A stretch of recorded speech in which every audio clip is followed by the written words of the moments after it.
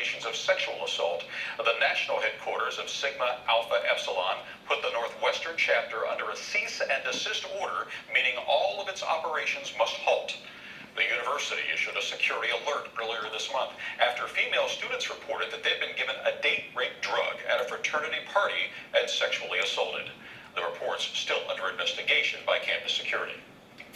An exclusive tonight from the ABC team, a former North Shore teacher is now under investigation in California and Illinois following allegations that he sexually abused dozens of students. A case first reported by the I-Team back in November.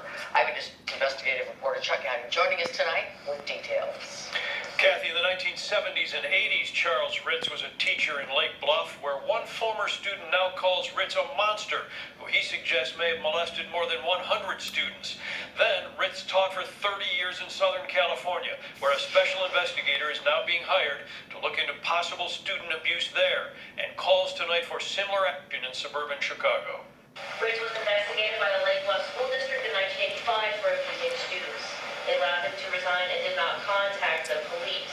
School board members outside Los Angeles hear the sordid allegations against Charles Ritz, who after leaving Lake Bluff taught math at La Habra High School for 30 years, and some students say sexually abused them.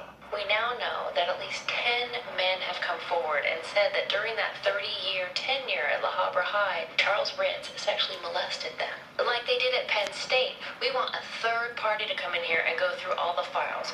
We want to know how Charles Ritz got hired. Tonight, Fullerton, California school district officials have committed to hiring a special investigator to look into Ritz's conduct. I'd like to talk to you about your time at Lake Bluff High School.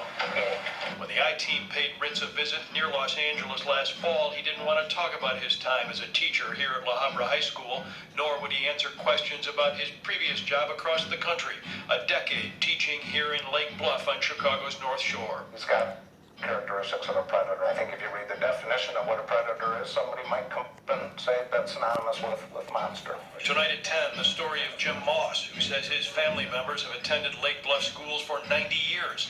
At the Lake Bluff School Board meeting that starts in less than an hour, Moss says he plans to California.